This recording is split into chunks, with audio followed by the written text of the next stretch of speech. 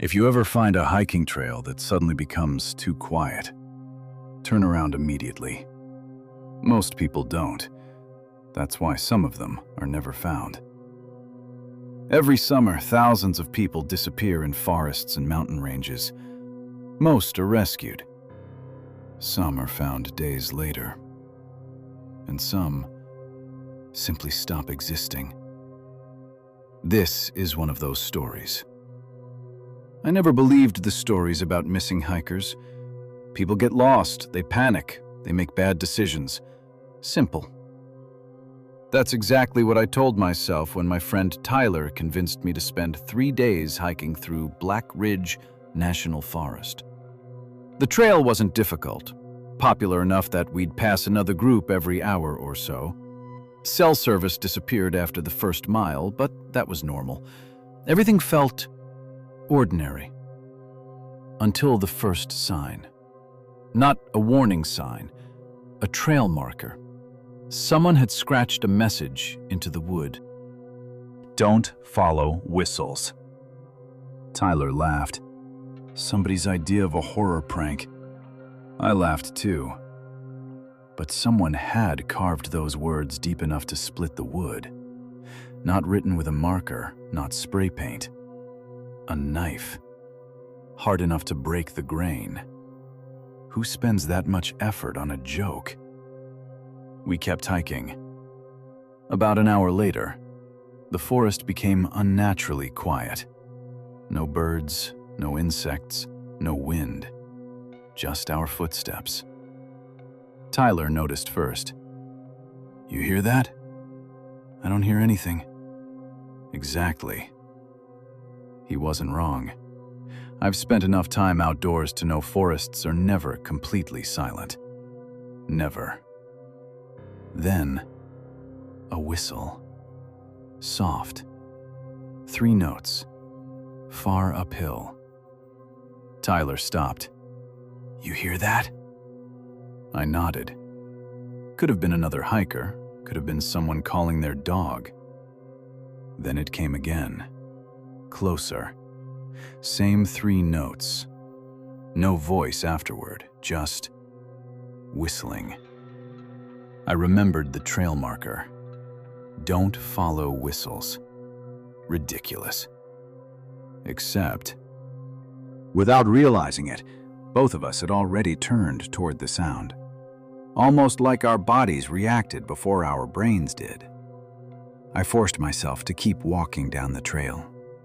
Tyler looked over his shoulder one last time. "I swear that sounded close." We reached the first campsite around sunset. Only one other tent sat there, a middle-aged couple cooking dinner. The woman asked if we'd heard the whistles. Neither of us answered immediately. She looked uncomfortable. "We've heard them every evening for the last 2 nights." Her husband interrupted. "Probably birds." She looked at him. "Birds don't whistle the exact same pattern for 30 minutes. Nobody spoke after that. Night came quickly. Around midnight, the whistles returned. 3 notes, pause. 3 notes. Closer than before. Tyler unzipped the tent slightly. "I don't see anybody." I looked through the opening. Nothing, just darkness between the trees. Then, another whistle, right behind our campsite. Impossible. There hadn't been enough time for someone to walk around us. Tyler grabbed his flashlight. "Who's there?" No answer, just silence. Then, the beam landed on a hiking backpack, sitting perfectly upright, about 30 feet into the trees, by itself. No owner, just waiting. Tyler stood up. Someone probably dropped it. Something about it felt wrong. The backpack looked too clean. No dirt, no leaves. Like someone had placed it there 5 seconds earlier. "Leave it. What if someone's hurt?" He stepped toward it. I grabbed his arm. "Seriously?" He pulled away. "It's probably nothing." He disappeared between the trees, only 20 feet, then 30. The flashlight beam moved behind trunks, then stopped. I expected him to yell, laugh, call me paranoid. Instead, nothing. "Tyler?" No answer. I walked toward where he'd gone. The backpack was gone. His flashlight? Gone. Tyler? Gone. I called his name over and over. The other campers came running. We searched for almost 2 hours. Nothing. No footprints, no broken branches, no equipment, no sound. It was like the forest had erased him. Rangers arrived shortly after sunrise. Search dogs, drones, helicopters, hundreds of volunteers. They searched for 6 days. Nothing. Not a single trace. Eventually, they assumed he'd fallen into a ravine, except every ravine had already been searched. 3 months later, his missing person case went cold. Life moved on. At least, it tried to. I couldn't stop thinking about the whistles or that backpack. Then something happened that made everything worse. I received an email. No sender name, no subject. One attachment. A photograph. Tyler, standing on a trail, looking directly at the camera, smiling. The timestamp showed it had been taken 3 weeks after he disappeared. Police traced the email. Nothing. The metadata had been wiped.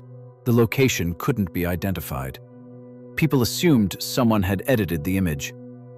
Except Tyler was wearing clothes he'd packed for the trip, including a shirt he'd bought the day before we left, one nobody else had ever photographed. Months passed. Then another email, another photo. This time, Tyler wasn't alone. Behind him, at least 6 other hikers stood in a line, all smiling. Every single one had an active missing person case. I recognized 2 faces from news reports. Different states, different years, different forests. Police never released those photos publicly. So who took them? And why send them only to me? The 3rd email arrived exactly 1 year after Tyler disappeared. No photograph, just audio. 7 seconds long. I played it once. 3 whistles. The exact same pattern. Then, Tyler's voice, very quietly, almost whispering. "Don't answer." The recording ended.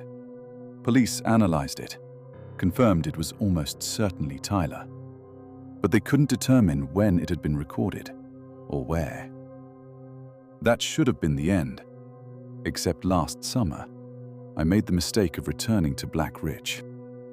Not to hike, just to see if I could convince myself I'd imagined everything. The trail marker was still there, except someone had carved something underneath the original message.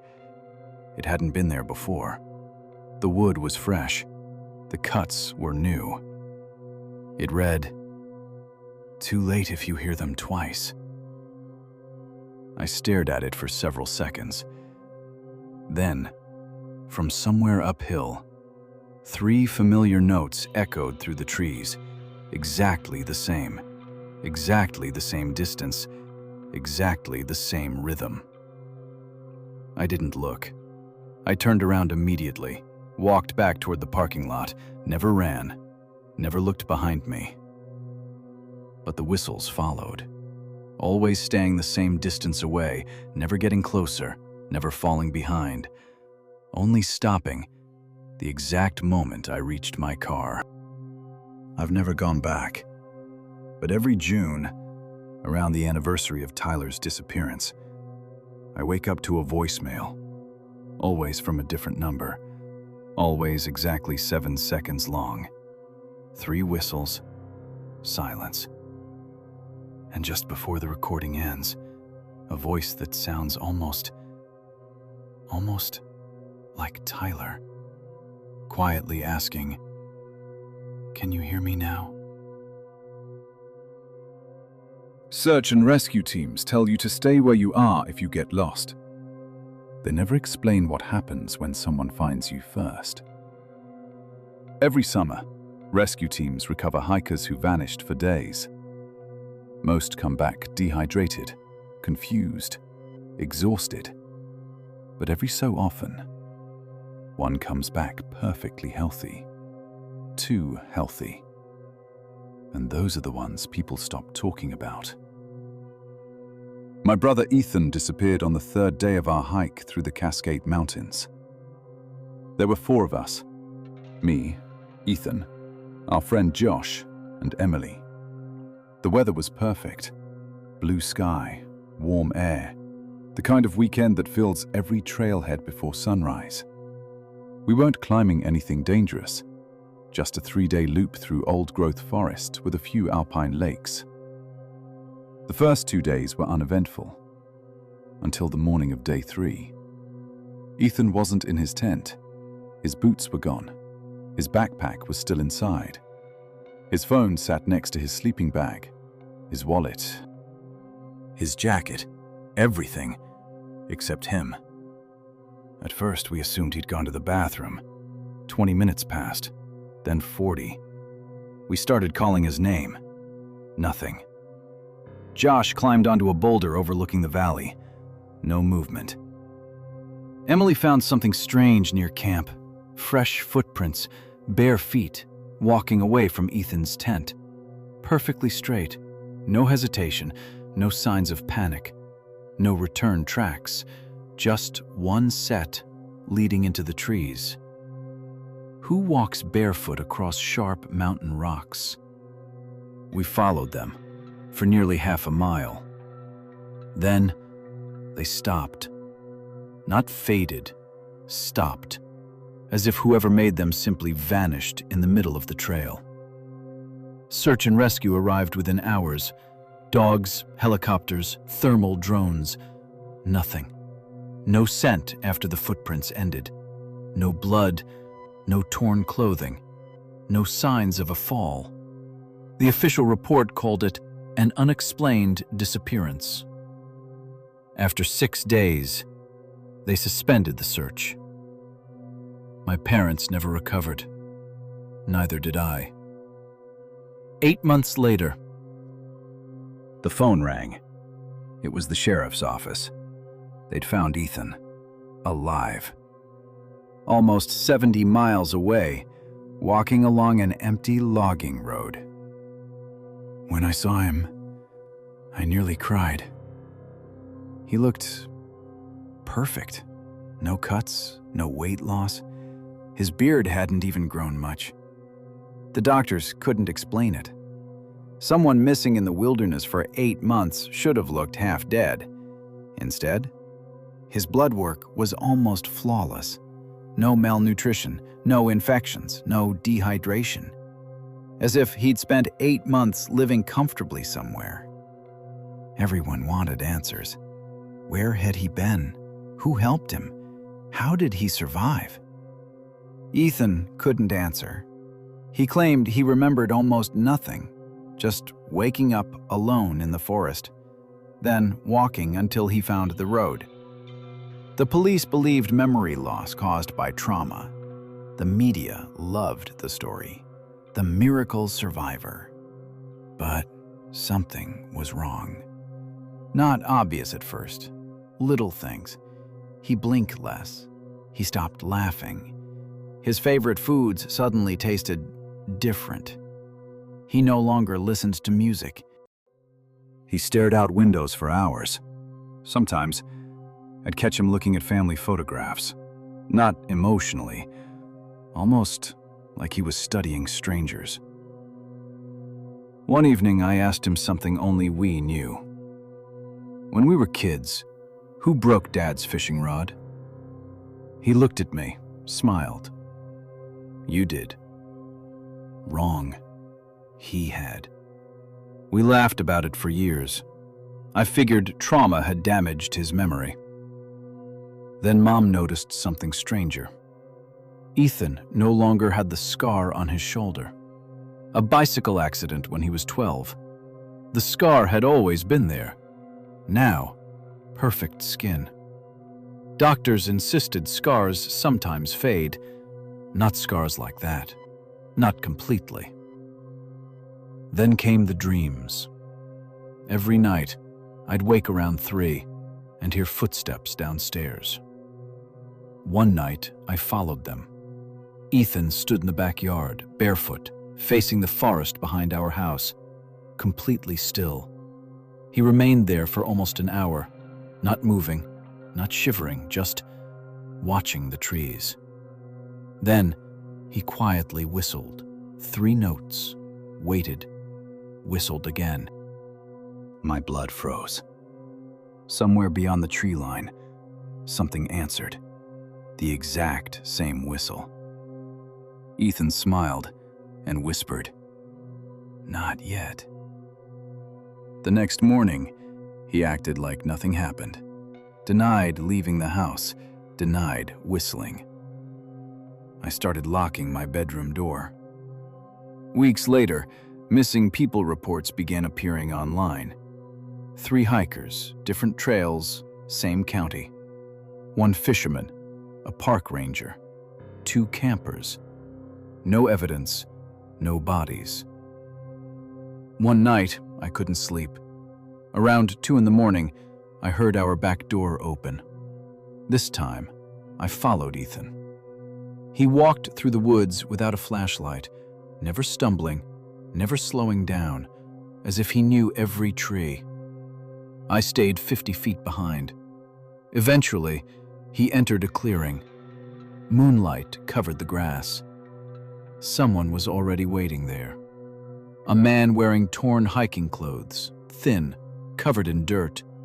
He looked terrified. "Ethan," the man sounded relieved. "I've been trying to find the road." Ethan smiled warmly. "It's okay. I'll help you." Something inside me screamed to run. The lost hiker stepped closer. Ethan reached out his hand. The moment they touched, the terrified man's expression changed. His shoulders relaxed. His eyes became empty, like someone had turned off a light behind them. They stood there silently, face to face, for almost 30 seconds. Then, the lost hiker smiled. The exact same smile Ethan always had now. Emotionless, perfectly calm. They both turned and looked directly at me. Neither should have known I was there. They were over 100 feet away, hidden by darkness. Still, they looked directly into my eyes, together, at the exact same moment. Then both of them whistled, 3 notes, perfectly synchronized. I ran. Branches tore at my arms. I never looked back. When I reached home, Ethan was already inside, sitting at the kitchen table, dry, clean, reading a book. He looked up. "You shouldn't follow people into the woods." I never told anyone what I'd seen. Who would believe me? A month later, Ethan disappeared again. This time, no one searched. He simply walked out of the house one evening and never returned. My parents were devastated. Again. The police assumed he'd chosen to leave. Case closed. That was 2 years ago. Last week, another family contacted me. Their son had vanished while hiking, missing for 11 months. Then, he came home, perfectly healthy. No memories, no scars, no explanation. The mother sent me a family photo. She wanted to know if I noticed anything unusual. I did. Standing behind her son, half hidden in the trees, was a man smiling at the camera. Out of focus, barely visible. But I recognized him instantly. It was Ethan. He hadn't aged a day. And just before I deleted the photo, I zoomed in one last time. There was someone standing beside him. The second figure was blurry, almost impossible to identify, until I noticed the jacket. The same jacket Josh had been wearing the day he disappeared 6 months earlier. No one had realized he was missing, because everyone thought he had already come home. Every summer, families report entire campsites disappearing. The strangest part isn't that people vanish. It's that sometimes the place where they camped vanishes with them. Search and rescue teams are trained to find people, not places. Because places aren't supposed to disappear. Last July, 5 of us drove into the Granite Pass Wilderness for a weekend camping trip. It was supposed to be our final trip before everyone went their separate ways. College, jobs, different states. We wanted one last weekend together. Me, Ryan, Cole, Mia, and Hannah. We reached the trailhead around noon. The ranger handed us a map. Before leaving, he said something that sounded oddly rehearsed. "If you can't find your campsite tomorrow morning," he paused, "don't go looking for it." Ryan laughed. "What does that even mean?" The ranger forced a smile. "Just stay on the marked trail." That answer bothered me. But nobody else seems to care. The hike took about 4 hours. Beautiful weather, clear skies, warm mountain air. The perfect summer weekend. Near sunset, we reached a small clearing beside a lake. It looked untouched. No trash, no fire rings, no footprints. We set up camp, cooked dinner, played cards until dark. Everything felt normal. At 11:47 p.m., Ryan suddenly stopped talking. He stared across the lake. "What is that?" At first, I thought he was pointing at our reflections. Then I saw it. Another campsite, directly across the water. 3 tents, a campfire, people moving around. None of us had seen it before. Strange. The lake wasn't large. We would have noticed another group hours ago. Mia waved. Nobody waved back. The people across the lake kept walking around their fire. Slowly, silently, without speaking. Cole shouted, "Hey!" Nothing. No reaction. Not even someone looking up. Ryan joked, "They're ignoring us." But something felt wrong. The fire burned, people moved. Yet, there wasn't a single sound. No laughter, no voices, no cooking, no footsteps. Only silence. Eventually, we went to sleep. The next morning, the other campsite was gone. No tents, no ashes, nothing. Just untouched shoreline. Ryan walked around the lake after breakfast. When he returned, he looked confused. I couldn't even find the clearing. "What do you mean?"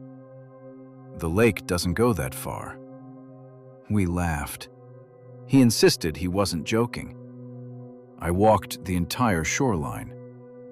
There isn't anywhere another campsite could have been. That made no sense. We had all seen it. That afternoon, things became stranger. Our GPS stopped working. Every phone displayed different coordinates. My compass slowly rotated without stopping. even when I held it perfectly still. Hannah wanted to leave. Ryan convinced everyone to stay one more night. Probably magnetic rock, faulty GPS. There has to be an explanation. There wasn't. That evening, the second campsite returned, exactly where it had been before. Except, this time, there were 4 tents, not 3. Ryan smiled. See? They're back. Then he frowned. Wait. We only brought 4 tents. None of us answered, because we had 4 tents, exactly like theirs. Same colors, same arrangement, same distance from the shore. It looked like someone had copied our campsite across the lake. Cole raised binoculars. After only a few seconds, he lowered them. His face had turned pale. What? He didn't answer. I grabbed the binoculars, focused. The people around the other campfire were us. Ryan, Mia, Cole, Hannah, and me. Every movement matched, except one. The other version of me was looking directly through the binoculars, at me. Slowly, it smiled. I dropped them. Nobody slept that night. We packed before sunrise. The moment daylight hit the lake, the other campsite disappeared. We left immediately, or we tried. The trail was gone. Not hidden, gone. Where yesterday there had been a clear hiking path, there was only dense forest. Ryan checked the map. Nothing matched. The lake looked larger. The mountains looked different. Even the sun seemed wrong. Hours passed. We should have reached the trailhead by noon.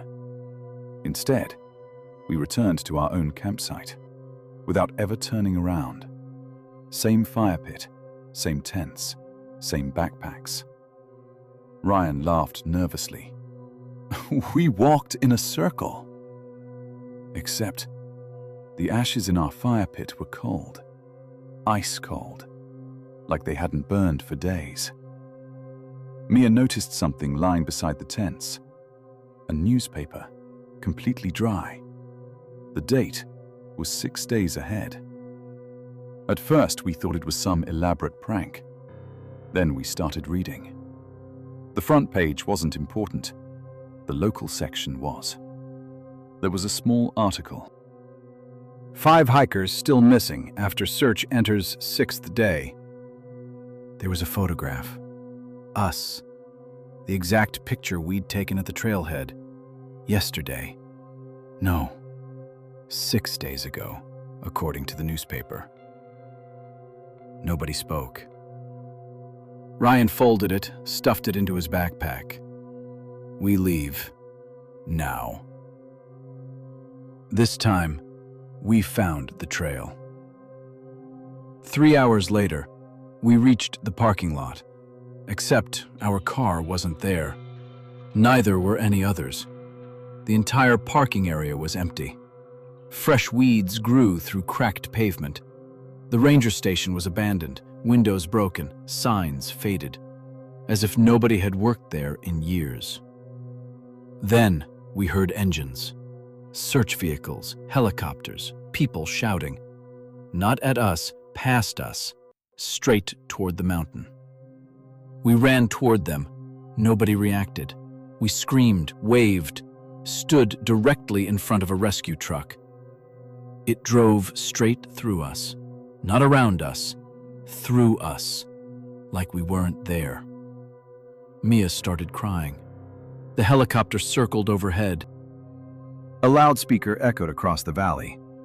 If anyone can hear this, we're still looking for you. Ryan slowly opened his backpack. The newspaper was gone. Instead, inside was a missing persons flyer. 5 faces. Ours. The date at the bottom, was today's date. 1 year later. Then, someone spoke behind us. You stayed after sunset. We turned. The ranger, standing exactly where we'd met him. He looked exhausted, older, much older. I warned you. Ryan stepped forward. Help us. The ranger shook his head. I can't. Not anymore. He looked toward the mountains. They don't take people. They take places. What comes back isn't always the same place. The helicopter suddenly banked hard. Every rescuer stopped moving. The entire valley fell silent.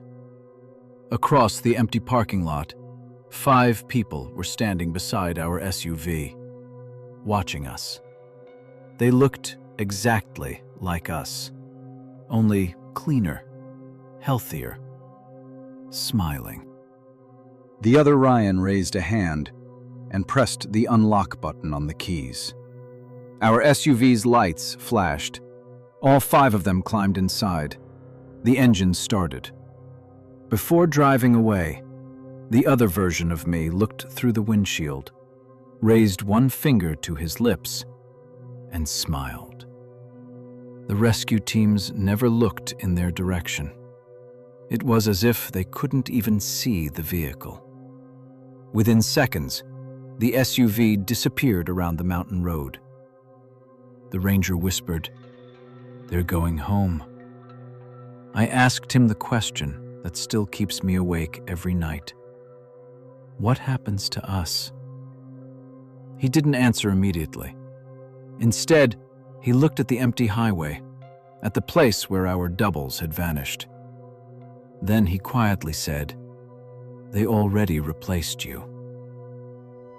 If you search our names today, you'll find family photos, birthday pictures, wedding announcements, even recent social media posts. All 5 of us apparently made it home from that camping trip.